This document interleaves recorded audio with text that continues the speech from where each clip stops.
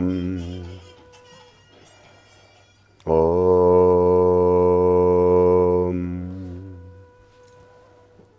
பிரம்மா குருர் விஷ்ணு குருர் தேவோ மகேஸ்வரः குரு சாட்சாத் பரபிரம்மம் தஸ்மை ஸ்ரீ குரவே நமः.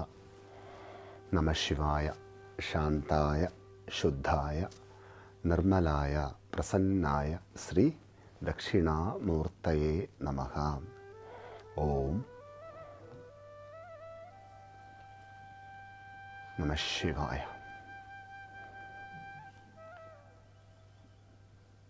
ஓம் தட்சிணாமூர்த்தயே வித்மஹே தியானஸ்தாய தீமஹி தன்னோ தட்சிண பிரச்சோதயாத். ஓம் சரவண பவாம். நிறைவான மாதൃ பக்தியோட, நிறைவான பித்ரு பக்தியோட, நிறைவான குரு பக்தியோட, நிறைவான ஈஸ்வர பக்தியோட നമ്മളെല്ലാം ഉണർവോടും ഉയർവോടും நிறைவோடும் வாழுவோம். Complete order of our mother, father, guru, Lord, we will lead a complete life. நம்மளுக்கு நிறைவான உணர்வு தருகின்ற, நம்மளுக்கு நிறைவான உயர்வு தருகின்ற, நம்மளுக்கு நிறைவான ஆனந்தம் தருகின்ற, சர்வ ஐஸ்வர்யங்களையும் தருகின்ற சம்பத்து நமக்கு நிறைய வேணும். We need that prosperity which is give us the realization, which is give us the progress, which is give us the elevated position. നമ്മളെല്ലാം സമ്പത്തോടെ താൻ വാഴണം. We must lead the life with that prosperity.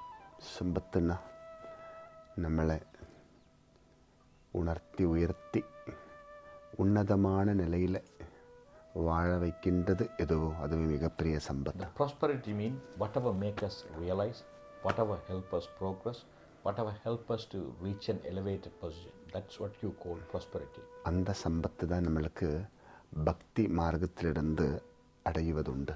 Through the path of devotion we achieve that prosperity. பக்தின்னா அதுக்குள்ள எல்லாமே இருக்கு. Within devotion everything included. உள்ளம் அதுக்குள்ளே நிறைவாக இருக்கின்றது.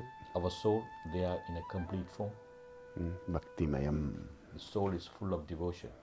சிவமயம். That is embodiment of Shivam. இயற்கையோடு நம்ம இயற்கையாக இருக்கிறோம். We are here with the nature as the part of that nature. அந்த நிலையை நம்மளுக்கு உயர்த்துவது பக்தி. Through devotion we realize that one. அப்படி தான் நம்ம இருக்கிறோம் என்று நம்ம உணரணும்ல. We must realize that truth that we are part of this nature.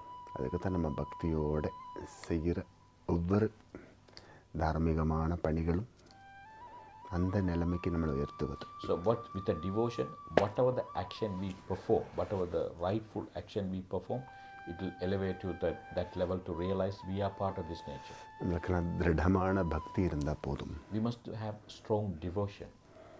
அதுதான் நம்மளுக்கு எல்லா சௌபாகியங்களையும் தரும். That strong devotion bring all prosperities for us. இந்த பக்தி மார்க்கம்னா அது இந்த காலத்தை பொறுத்த வரைக்கும் அது ரொம்ப விசேஷம். Path of devotion is very special for the current period. ரொம்ப நேரம் ஒரு இடத்துல உட்காந்துக்கிட்டு நித்தம் மிகப்பெரிய அளவில் ஆராதனைகள் ஒன்றும் பண்ணக்கூடிய அளவுக்கு நம்மளுக்கு வசதிகள் ஒன்றும் இப்போ கூடி வருவதில்லை தான். Unfortunately, during the current period, we can't sit in a one place, meditate and conduct puja. That is not possible. நேரம் கிடைக்கும் போதெல்லாம் நம்மளெல்லாம் அந்த மார்க்கத்தையும் கடைபிடிப்பது உண்டு. At time, when we have resources, we adopt that way of devotion also. அந்த மார்க்கம் குறையக்கூடாது, அந்த மார்க்கம் நிறைவாக இருக்கணும். We want that also to be not to diminish, it will to maintain at the same level. குளிச்சு கும்பிட்டு விளக்கேற்றி வச்சு நமஸ்கார சேவையெல்லாம் பண்ணிக்கொண்டு அந்த தர்மத்தை நம்ம உயர்த்தி தான் பிடிக்கணும் எப்போவும். We must regularly, when we get up, have a bath, light the lamp, offer prayers. We must fulfill our duties. அது நம்மளோட தர்மம் தான். That is one of our duties. இதுக்கெல்லாம் ஆதாரமானது பக்தி. But for that, for everything, what is the base is that devotion. ஆழமான பக்தி இருந்தால் நம்ம எழும்புவோம், குளிப்போம், விளக்கேற்றுவோம், If we have deep-rooted devotion, we will get up on time, purify ourselves, light the lamp, offer prayers. We won't be lazy. അപ്പോൾ ധർമ്മത്തെ ഉയർത്തുവதற்கு നമ്മൾക്ക് துணையாக இருக்கின்றது பக்தி. To uplift that righteousness, devotion is always helpful to us. ஈஸ்வர பக்தி. The devotion to the divine. ஈஸ்வரன் அப்படின்னா அனஸ்வரமானது. When you say Ishvara, it is omnipresent everywhere.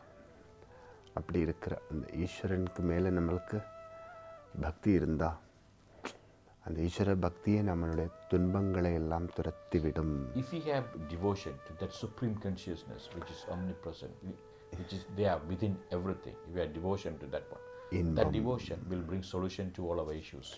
இன்பம் தருகின்றதை உயர்த்தி தரும். Then the devotion will help us, whatever bring us happiness to us. நமக்கு இன்பம் தானே வேணும். We need that happiness. துன்பங்கள் எல்லாம் துரத்தணும்னா இன்பம் பெருகணும். So if you want to chase off all your sorrows, you must have that happiness. அந்த இன்பமானது உயருவதற்கு பக்தி மார்க்கம் ரொம்ப விசேஷம். Through path of action, we can achieve that happiness. பாருங்க, ஒரு கோவிலாக இருந்தால் கூட ஆத்மார்த்தமான 4 பக்தர்கள் இருந்தால் அந்த கோவில் எப்பவுமே பொங்காவனம் மாதிரி தான் இருக்கும். So even in a temple, if there are 4 or 5 dedicated devotees, there will be a big difference for that temple. பக்தர்கள் கூடும்போது தெய்வீகம் உயருகின்றது. When the devotees come together, divinity is enhanced. தெய்வீகம் உயருகின்ற போது தர்மம் தலை தூக்கும். When divinity is enhanced, the righteousness is established. இங்கே தெய்வீகம் இருக்கோ அங்கே தர்மம் எப்போவுமே நிறைவாக தெரியும். Wherever divinity, you can the righteousness is visible on those locations. தெய்வீகம் உயரணுன்னாலும் தார்மீகம் தலை தூக்கணுன்னாலும் அதார்மீகம் எல்லாம் நிர்வீரியம் ஆகணுன்னாலும் பக்தி தான் சரணம். So to have that devotion and the righteousness, to remove the unrighteousness for everything, simple, the one and only reason is the devotion. எந்த புராணத்தை நம்ம எடுத்து பார்த்தாலும் அந்த புராணத்தினுடைய எல்லாம் அடிஸ்தான தத்துவம் என்னன்னா பக்தி தான். See, whatever the ancient texts, Puranas or Upanishads or Vedas you take, what is the core concept of that one? That is devotion. எல்லாம் பக்தியிலிருந்து தான் வந்தது. Everything came from the devotion. Bhagavatam வந்ததும் ராமாயணம் வந்ததும் பகவத்கீதா வந்ததும் எல்லாம் பக்தியிலிருந்து தானே. You Devi Bhagavatam to Bhagavad Gita to Ramayana, everything came because of devotion. Sai Satcharitam வந்ததும் Even Sai Charitam, which is a more recently new, that also came from devotion. Baba மூல்யம் Baba மேலே பக்தி வச்ச ஒருவரிலிருந்து தானே வந்தது. So Sai Charitam written by somebody who had utmost devotion to Shirdi Sai Baba. பாருங்க, எல்லாமே பக்தியிலிருந்து தான் வந்திருக்கு. See, everything came from devotion. இந்த சரவண பவமடாலயம் எங்கிருந்து வந்தது? Even the Saravana Baba Madalayam, the temple of Sri Jnana, so Sri Kathirgaama Jnana, Yogi, Dhandayuthapaani Swami temple, that also came from devotion. பக்தியிலிருந்து தான் வருது. Everything came from devotion. எல்லாமே பக்தியிலிருந்து தான் வரும். Everything come from devotion. இன்னைக்கு கூட நம்ம இந்த சேவை தரிசிக்கிறோம்ல, அது கூட பக்தியிலிருந்து தான். Today we all gathered here, take part in this soulful and sincere prayer because we have the devotion. நமக்கு ஆத்மார்த்தமான பக்தி இருந்தால் போதும். If we have that soulful and sincere devotion, that's more than enough. அந்த அளவுக்கு நமக்கு பக்தி இருந்தால் எதுவும் நம்மளை குழப்ப முடியாது. எந்த குழப்பத்துக்குள்ளே நம்ம போகவும் முடியாது. எந்த குழப்பமும் நம்மளோட வாழ்க்கையில் நம்மளை தாக்காது. So if we have a deep-rooted devotion, then none of the confusion will come close to us. None of the confusion have any impact on us. None of the impact will have sort of derail us.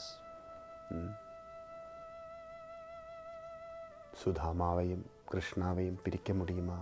Anjaneya சுவாமியையும் Srirama சுவாமியையும் பிரிக்க முடியுமா? Are we able to separate Sudama and Krishna, Sri Anjaneya and Sri Rama? Avvai பாட்டியையும் அருணகிரிநாதரை எல்லாம் பிரிக்க முடியுமா பகவானிட்ட இருந்து? Are we able to separate our Saint Avvaya or Saint Arunagiri from Sri Subramania. பிரிவினை இல்லாத அளவுக்கு ஊறி இருக்கு, பிரிக்க முடியாத அளவுக்கு ஊறி இருக்கு. காரணம் பக்தி. Because they were merged with that divine. There's no separation between them and others. The reason is devotion. நம்மளும் கடவுளில் ஊறிக்கொண்டே இருக்கணும்.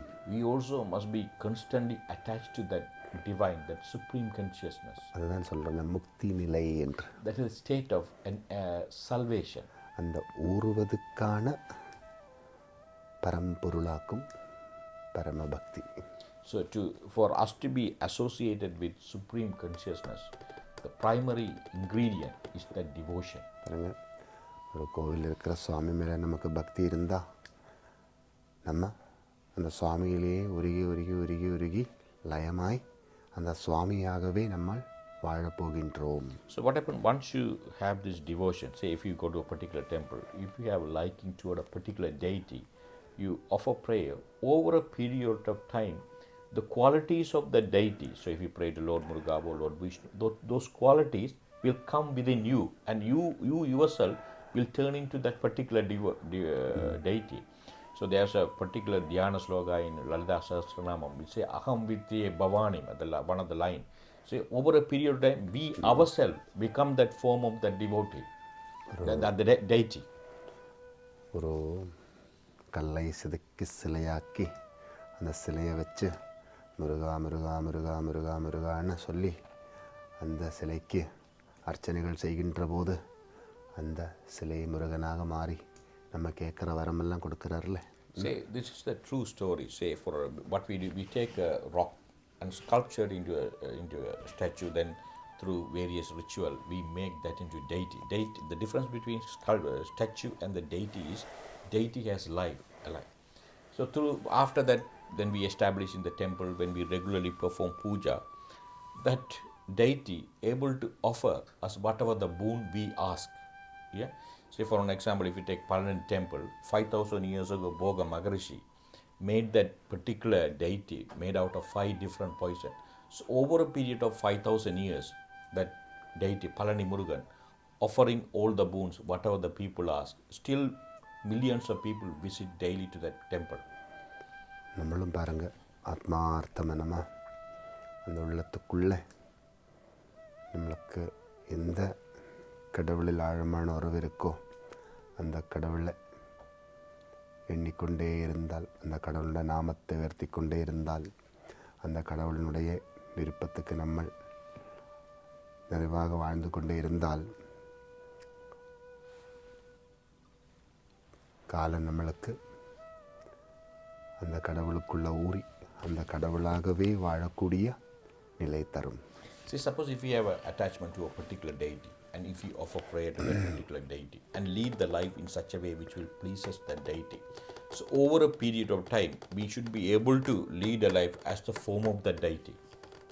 இப்போ பாருங்க, அந்த கடவுளில் ஊறி ஊறி ஊறி ஊறி ஊறி அந்த கடவுளாகவே மாறி வாழ்ந்தவங்களெல்லாம் இன்றைக்கும் நம்ம சுவாமி அறையில் வச்சு விளக்கேற்றி கும்பிடுவது உண்டு தானே. See, all those people who had that devotion, who soaked themselves devotion, who ultimately turn into that deities, all of their pictures, we keep it in our prayer room and offer prayer.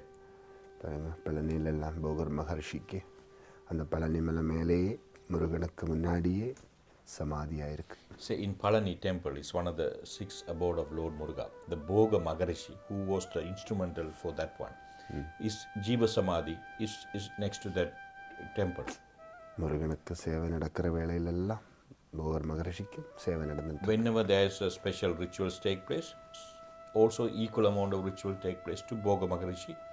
பிரிவினை இல்லாத நிலை, A state of mind, there's no separation. சமநிலை. So it is an equilibrium. அதுதான் உண்மை. That is the truth. அதுதான் ஊறுவதுக்கு தான் இந்த உயர்வான பயணத்தில் நம்ம இருக்கிறோம். Why are we in the path of devotion? Same way, we also want to be merged with that Subramania concept, or the concept of particular deity whom we so attached to it. அந்த உயர்வான பயணம் தான் பக்தி மார்க்கம். Through that path of devotion, we reach that elevated level. நல்லா ரொம்ப பக்தி பூர்வமாக வாழணும். என்ன பிரச்சனைகள் நம்மளை சுற்றி இருந்தாலும் சரி, யாரெல்லாம் நம்மளுக்கு பிரச்சனை கொடுக்குற மாதிரி இருந்தாலும் சரி, இதுக்கெல்லாம் தீர்வுக்கு என்ன பரிகாரம், தீர்வுக்கு என்ன மார்க்கம்? இதுதே பக்தி மார்க்கம். See, we may have enough issues in our life, enough challenges. There are people may come and interfere in our life or try to derail us. But what is the solution? True devotion. ഇതിൽ പ്രധാനം എന്നാ, നമ്മളൊരു ദൈവികമാണൊരു வாழ்க்கையில் இருக்கும்போது, தெய்வீகமான ஒரு பாவத்தோடு நம்ம வாழும்போது, தெய்வீகமான கைங்கரியங்களெல்லாம் நிறைய பண்ணிட்டு இருக்கும்போது இதுக்கெல்லாம் நிறைய தடைகளும் வரும். See, what the reality is, when we attach to divinity, when we perform divine action, when we are sort of involved in divinity, often there's a lot of opposition to that. ஒரு மலை ஏறி மலை மேலே இருக்கிற ஒளியை காணுவதற்கென்று நம்ம பயணம் தொடங்கி விட்டுட்டோம்னா, அந்த பயணம் செய்கின்ற போது பலவிதமான துன்பங்களும் நம்மளை நோக்கி நிற்கும். அந்த பாதையில் when we committed to see that divine light which is on top of the hill, and we undertake that journey to reach that divine light which is on the top of the hill, there will be many obstacles in our path. கால் வலிக்கும், கை வலிக்கும், உடல் முழுமையாக வலிக்கும், சில நேரத்தில் சில தலை சுத்தும், சில நேரத்தில் தலை சுற்றி கீழே விழுந்துரும், இதெல்லாம் நடக்கும். இதெல்லாம் கடந்து தான் அந்த மலை மேலே இருக்கிற ஒளியை நம்ம கண்டுகொள்ள முடியும். When we decided to climb, our legs will pain, our hands will pain, sometimes we faint and fall down, but we must overcome this thing and still continue the journey and reach the divine light.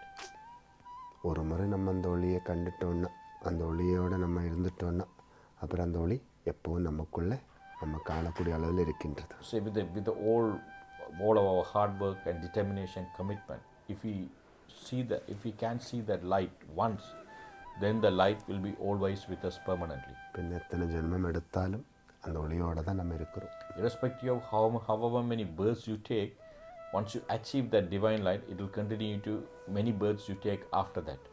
எதை நம்ம ரசிக்கிறோமோ அந்த ரசம் நமக்குள்ளே ஊறுகின்றது. Whatever we enjoy, that reason for that enjoyment will soak within us. நம்ம வாயில் கொஞ்சம் உப்பு வச்சுட்டு ரசித்து பாருங்கள், அந்த ரசம் நமக்குள்ளே ஊறுகின்றது. So keep a bit of a salt on your tongue. After few minutes, that salt was melt and soak. It will be absorbed by your tongue.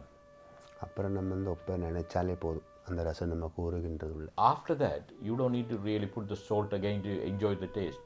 The taste would have been registered in your mind.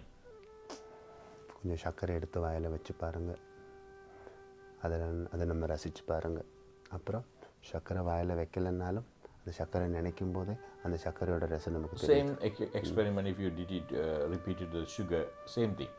After that, even if somebody say sugar, the taste will come to your mind even without having the sugar on it.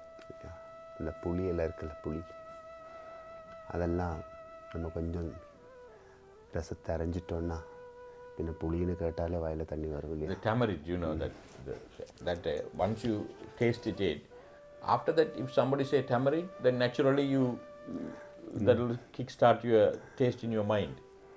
அப்போ அந்த புளி யாராவது சாப்பிட்றத பார்த்தா, இல்லைன்னா புளி எங்கேயாவது இருக்கிறத பார்த்தாலே நமக்கு அந்த புளியை நினச்சாலே நம்மளுக்கு அந்த ரசம் நமக்குள்ளேருந்து ஊறி வருகின்றது. Then if somebody eating the tamarind, or if you see the tamarind in the shop, without knowing you, the taste will come into your mind. அதே மாதிரி தான் தெய்வீகத்தை நம்ம ரசிச்சிட்டோன்னா அப்புறம் அப்படி இருந்த போதும் அந்த ரசம் நமக்குள்ள அப்படி ஊறிக்கொண்டே. Once we enjoy that divinity, then we don't need to do anything. We can, that experience will come to us day in day after.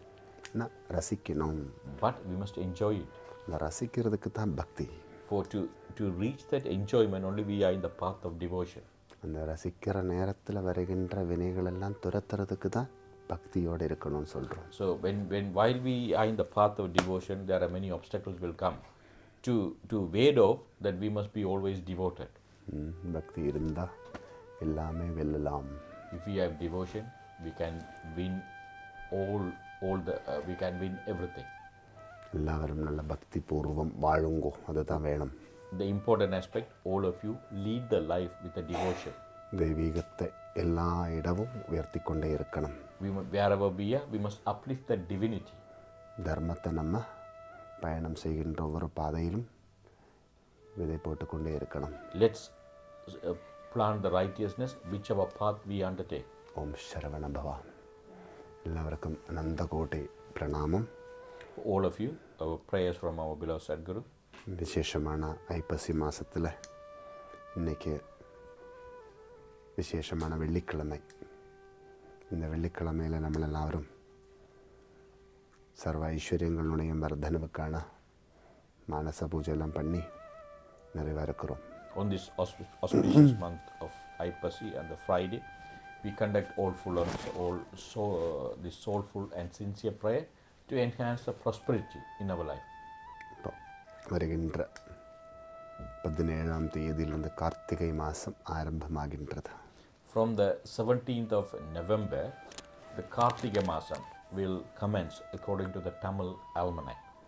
மண்டல காலம் ஆரம்பமாகின்றது. On that day, also there's a special 41-day prayer for Sri Ayyappa. It's called Mandala Kalam. நம்மளெல்லாம் ஒரு கர்ப்ப குழந்தையாக மாறுகின்ற காலம். During that time, it's like this, we convert ourselves like a fetus in the womb. அப்போ ஒரு புனர்ஜென்மம் எடுக்கிற மாதிரி தான். During that time, it's like taking rebirth. இந்த பவித்திரமான நிலையை நம்ம அடைகின்றோம். We are reaching a pure state. அதனால தான் அந்த மண்டல கால விரதானுஷ்டானம் என்று சொல்கிறது. During that 41 days, whoever who observe fast to Sri Ayyappa, it's one of the very strict form of fast, where you had to completely refrain from eating any non-vegetarian food. You can't sleep on the floor, and can't wear footwear, no shaving. Sort of very strict form of fast. நம்ம பிறவி எடுத்து வருகின்ற போது எந்த நிலையில் இருந்தோமோ அந்த நிலையில் நம்ம வாழுவது. So during that 41 days, it is when we took birth, how we were, so we will go back to that level in terms of our mental capacity. மானசிகமாக, சாரீரிகமாக, பாகிகமாக எல்லாம் நம்ம அந்த பவித்திரமான நிலையில் வாழ்ந்து காட்டுவது. We are internally, externally, physically, mentally leading a life in a pure state. எல்லாரும் மண்டல கால விரதானுஷ்டானம் நிறைவுபடுத்துவோம். Let's all of us complete that 41-day fast. இந்த மாதிரி மார்க்கத்தில் நம்ம சரியான முறையில் தேர்ந்தெடுத்துட்டோன்னா, அது சரியான முறையில் நம்ம பரிபாலனை பண்ணிட்டோன்னா, அது நம்ம வாழ்க்கைக்கு ரொம்ப நிறைவு தரும். See, suppose if we adopt this path of devotion and maintain that one, then it will bring completeness to our life. குளிச்சு கும்பிட்டு காணுகின்ற சுவாமியை நம்ம குடிகொள்ளும் கோவிலுக்குள்ளே உயர்த்தி வச்சால் அது மிகப்பெரிய விசேஷம். Say, regularly we get up, have a bath and light the lamp, offer prayers. Whatever the deity you witness, you uplift that one in the temple. That will be very, very special. எல்லாரும் நல்லா கும்பிடுங்க. All of you, please offer your sincere prayers. விசேஷமான யோகங்களும் விசேஷமான பாக்கியங்கள் எல்லாம் நமக்கு கூடி வரட்டும். Let's all auspicious fortune and opportunities come to us. சர்வமங்கள மாங்கல்யே சிவே சர்வார்த்த சாதிகே சரண்யே த்ரயம்பிகே Gowri Narayani நமோஸ்துதே. இந்த நாளைக்கு சனிக்கிழமை ரொம்ப விசேஷமான சங்கடஹர சதுர்த்தி. ரொம்ப விசேஷம் சங்கடஹர சதுர்த்தி. சங்கடம் ஹர, நமக்கெல்லாம் ரொம்ப சங்கடங்கள் இருக்குதுன்னு நமக்கும் தெரியும், நேர்க்கும் தெரியும். இந்த சங்கடம் ஹர, அதுக்கு சதுர்த்தியை நம்ம சேவிக்கிறோம். Tomorrow is Saturday. This is Sankadahara Sadurthi. The Sankadahara Sadurthi means, so it's so all the on that day, if you offer prayers to Lord Ganesh, all your obstacles will be removed. நாளைக்கு சாயங்காலம் 5 மணிக்கு நவகிரக ஸ்ரீ கதிர்காம யோகி யோகீஸ்வர யோக தண்டாயுதபாணி சுவாமி சன்னிதானத்தில் ஸ்ரீ மகாகணபதிக்கு விசேஷ അഭിഷേക ആരാധനകളും ശ്രീ ഗണേശ ഗായത്രി മഹാമന്ത്ര சேவையெல்லாம் நிறைய நடக்கும். எல்லாரும் வந்து சேவையில் கலந்துக்குங்க. அதன் போல ஞாயிற்றுக்கிழமை விசேஷமான சுதர்சன ஹவனம், சுதர்சன காயத்ரி மகாமந்திர ஜபம் இதெல்லாம் நிறைவாக நடக்கும். மக்களெல்லாம் வந்து சுதர்சன ஹவனத்திலும் சுதர்சன காயத்ரி மகாமந்திர யக்னத்திலும் எல்லாம் கலந்து கொண்டு அந்த வினைகளை எல்லாம் தாண்டி விசேஷங்களை அடையணும். அதுக்கு ஞாயிற்றுக்கிழமை சாயங்காலம் ஒரு 4 மணி அளவில் அந்த ஆராதனை நிறைவாக நடக்கும். எல்லோரும் வந்து அந்த ஆராதனையில் நிறைவாக கலந்துக்கணும். Beloved devotees, tomorrow to mark Sankatakara Chaturthi, there will be a Abhishekam and chanting of Sri Ganesha Gayatri will be take place at Pandar Navagraha Sri Kathirgaama Yoga Yogishwara Yoga Dhandayuthapaani Swami temple. All of you, please come and take part on that one. On Sunday, there will be a special yagna, Sri Sudarshana Yagna. With the aim of that one is to remove all obstacles in our life. The prayer will commence 4 p.m. onward. It's a fire sacrifice.